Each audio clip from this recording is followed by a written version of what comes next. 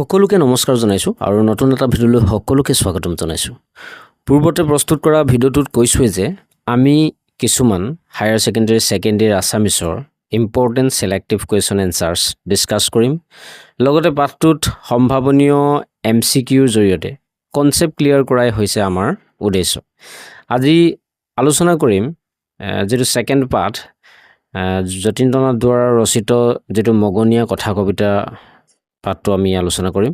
পূৰ্বতে প্ৰস্তুত কৰা ভিডিঅ'সমূহ যদি চোৱা নাই তেনেহ'লে ডেছক্ৰিপশ্যনত লিংক দিয়া আছে, তাৰ পৰা তোমালোকে চাই ল'ব পাৰিবা। তেন্তে পলম নকৰোঁ, আৰম্ভ কৰোঁ। প্ৰথমে আমি MCQখিনি আলোচনা কৰিম। প্ৰথম প্ৰশ্ন, দুৱৰাৰ একমাত্ৰ কথা কবিতা পুথিখনৰ নাম কি? তলত 4টা অপশ্যন দিয়া আছে, তাৰে কোনটো হ'ব?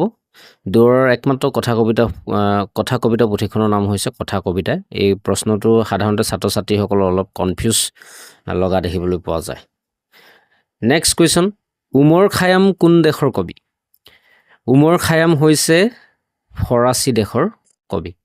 নেক্সট, প্ৰথম কথা কবিতাটোৰ নাম কি? প্ৰথম কথা কবিতাটোৰ নাম হৈছে দ্য বেগাৰ। অৰ্থাৎ যদি অসমীয়া প্ৰথম কথা কবিতাটোৰ নাম বুলি কয় তেনেহ'লে কথা কবিতা হ'ব, কিন্তু প্ৰথম কথা কবিতা বুলি ক'লে আমি ইংলিছৰ যিটো দ্য বেগাৰ আইভান তুৰ্গেনিভৰ দ্বাৰা ৰচিত সেই কথা কবিতাটোৰ কথা আমি ক'ব লাগিব। নেক্সট, প্ৰথম কথা কবিতাৰ লেখক কোন? প্ৰথম কথা কবিতা বুলি ক'লে আইভান তুৰ্গেনিভ লিখিব লাগিব। যদি অসমীয়া ভাষাৰ প্ৰথম কথা কবিতাৰ লেখক বুলি কয় তেনেহ'লে যতীন্দ্ৰনাথ দুৱৰা হ'ব। নেক্সট, সাহিত্য একাডেমী বঁটা লাভ কৰা প্ৰথম পুথিখনৰ নাম কি? সাহিত্য একাডেমী বঁটা লাভ কৰা প্ৰথম পুথিখনৰ নাম হৈছে বনফুল, আৰু এইখনৰ লেখক হৈছে যতীন্দ্ৰনাথ দুৱৰা। 1955 চনত বনফুলৰ কাৰণে সাহিত্য একাডেমী বঁটা প্ৰথম লাভ কৰিছিলে তেখেতে।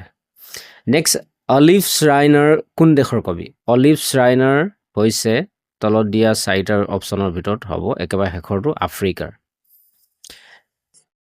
নেক্সট, তলৰ কোনটো কথা কবিতাৰ বৈশিষ্ট্য নহয়? আমি কথা কবিতাৰ বৈশিষ্ট্যসমূহ পূৰ্বতে আলোচনা কৰিছিলোঁ, পূৰ্বৰ ভিডিঅ'বিলাকত আলোচনা কৰা আছে। তলৰ কোনটো কথা কবিতাৰ বৈশিষ্ট্য নহয় বুলি কৈছে? গতিকে প্ৰথমটো যিটো কথা কবিতা কেৱল ছিংগাৰ ৰসাত্মক নহয়, এইটোৱে বৈশিষ্ট্য নহয়, বাকী গোটেই 3টা বৈশিষ্ট্য হয়। নেক্সট, তলৰ কোনটো যতীন্দ্ৰনাথ দুৱৰাৰ কবিতা পুথি নহয়?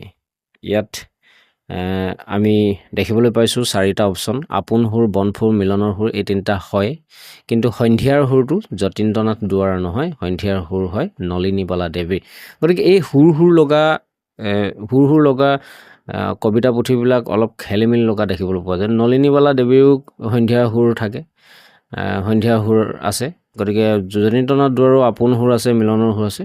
কনফিউজ হ'লে নহ'ব, মই স্ক্ৰীণত দেখাই দিবলৈ চেষ্টা কৰিছোঁ। সন্ধিয়াৰ সুৰ নলিনীবালা দেৱী হয় আৰু আপোন সুৰ মিলনৰ সুৰ যতীন্দ্ৰনাথ দুৱৰাৰ হয়।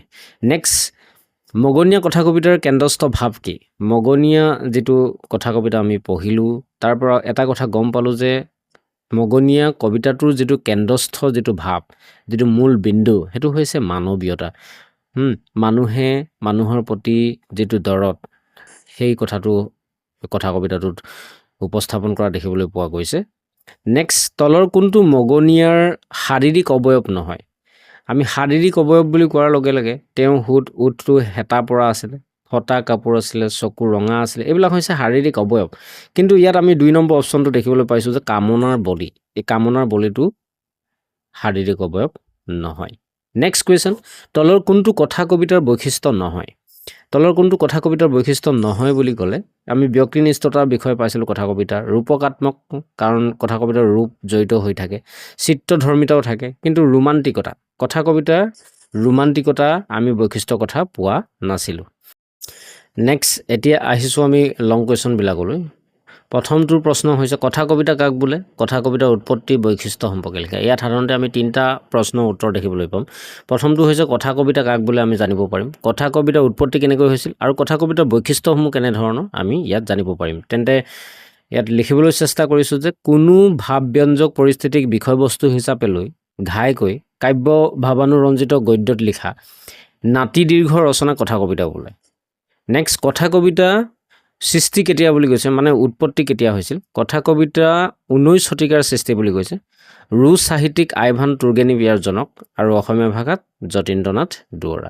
এতিয়া কথা কবিতাৰ বৈশিষ্ট্য, কথা কবিতাৰ বৈশিষ্ট্য বুলি ক'লে কথা কবিতা এবিধ কবিতাই কিন্তু ই কথা কোৱাৰ দৰে গদ্য ৰচিত। কথা কবিতা চিত্ৰধৰ্মিতাৰ ওপৰত প্ৰতিষ্ঠিত। কথা কবিতাত এটি মাথো কেন্দ্ৰস্থ ভাৱ থাকে আৰু সেই ভাৱক ডাঙৰ সৰু কেতবোৰ তলতীয়া চিত্ৰৰে সজীৱ কৰি তোলা হয়।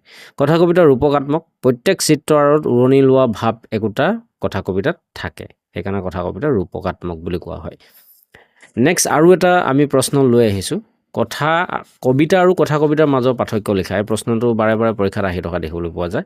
কবিতা আৰু কথা কবিতাৰ মাজৰ পাৰ্থক্য মই পইণ্টত দিবলৈ চেষ্টা কৰিছোঁ। কবিতাত বহুতো ভাৱ নিহিত হৈ থাকিব পাৰে, কিন্তু কথা কবিতাত মাত্ৰ এটা কেন্দ্ৰস্থ ভাৱ থাকে। কবিতা ছন্দোবদ্ধ, কিন্তু কথা কবিতা ছন্দোবদ্ধ নহয়। কবিতা পদ্য ৰচিত হয়, আনহাতে কথা কবিতা গদ্য ৰচিত হয়। কবিতাত কাব্যিকতা বেছি, কিন্তু কথা কবিতাত কাব্যিকতা নহ'লেও হয়। কবিতা হ'ল মনৰ অভিব্যক্তি প্ৰকাশ কৰা এক সুখপাঠ্য মাধ্যম, আনহাতে কথা কবিতা কোনো ভাৱব্যঞ্জক পৰিস্থিতিক বিষয়বস্তু হিচাপে লৈ লিখা গদ্য। কবিতাত বিষয়বস্তু আও প্ৰক্ৰিয়া ৰূপে চিলমিল এক ছবি ফুটাই তোলে, কিন্তু কথা কবিতা চিত্ৰধৰ্মিতাৰ ওপৰত প্ৰতিষ্ঠিত। নেক্সট আৰু এটা প্ৰশ্ন হ'ব পাৰে যে দুৱৰাৰ কথা কবিতাৰ বৈশিষ্ট্য সম্পৰ্কে লিখিবলৈ হয়তো আহিব পাৰে। মই উত্তৰটো দিবলৈ চেষ্টা কৰিছোঁ। দুৱৰাৰ মগনীয়া নামৰ কথা কবিতাটো এটা গদ্য ৰচিত। কথা কবিতাৰ চিত্ৰধৰ্মিতা এটা প্ৰধান বৈশিষ্ট্য দুৱৰাৰ গদ্যটো আমি দেখিবলৈ পাওঁ। নেক্সটটো হৈছে কথা কবিতা এটি মাত্ৰ কেন্দ্ৰস্থ ভাৱ থাকে। দুৱৰাৰ কথা কবিতাটো আমি এটা কেন্দ্ৰস্থ ভাৱ দেখিবলৈ পাইছোঁ। কথা কবিতা ৰূপকাত্মক, দুৱৰাৰ কথা কবিতাটো ৰূপৰ সমাৱেশ দেখিবলৈ পোৱা যায়। নেক্সট পাঠৰ আৰু এটা প্ৰশ্ন লৈ আহিছোঁ, যিটো প্ৰশ্ন সাধাৰণতে অহা দেখিবলৈ পোৱা গৈছে। ককাই মোৰ ওপৰত খং নকৰিবা, মোৰ হাতত একোৱেই নাই, কোনে কি প্ৰসংগত এই উক্তি কৰিছিল? মই উত্তৰটো খুব সহজকৈ দিবলৈ চেষ্টা কৰিছোঁ। উক্ত কথাষাৰ কবিয়ে মগনীয়াৰজনক কৈছিল। এদিন কবিয়ে যেতিয়া বাটেদি গৈ আছিল, তেতিয়া এটা বুঢ়া বেমাৰী হাড়ছাল ওলোৱা মগনীয়া আহি তেওঁৰ ওচৰত থিয় দিলেহি আৰু অপৰিষ্কাৰ উখহা হাতখন আগবঢ়াই তেওঁ সহায় খুজিছিল। কবিয়ে চোলাৰ মোনাত হাত সুমুৱাই একো নেপালে, আনকি এখন ৰুমালো লগত নিয়া নাছিল। তেতিয়াও মগনীয়াৰজন কবিৰ ওচৰত থিয় দি আছিল আৰু লাহে লাহে তেওঁৰ দুৰ্বল শৰীৰ কঁপিবলৈ ধৰিছিল। কবিয়ে এনেদৰে তেওঁক চাই থাকিব নোৱাৰি লৰালৰিকৈ তাৰ হাত দুখন সাবটি ধৰি এই কথাষাৰ কৈছিল। উত্তৰটো ইমানটো লিখিলে যথেষ্ট বুলি মই ভাবিছোঁ। তেন্তে আমি আজি ভিডিঅ'টো ইমানতে সামৰণি মাৰিছোঁ। এইকেইটা প্ৰশ্নই আচলতে এই পাঠটোত আলোচনা কৰিবলগীয়া প্ৰশ্ন আছিল।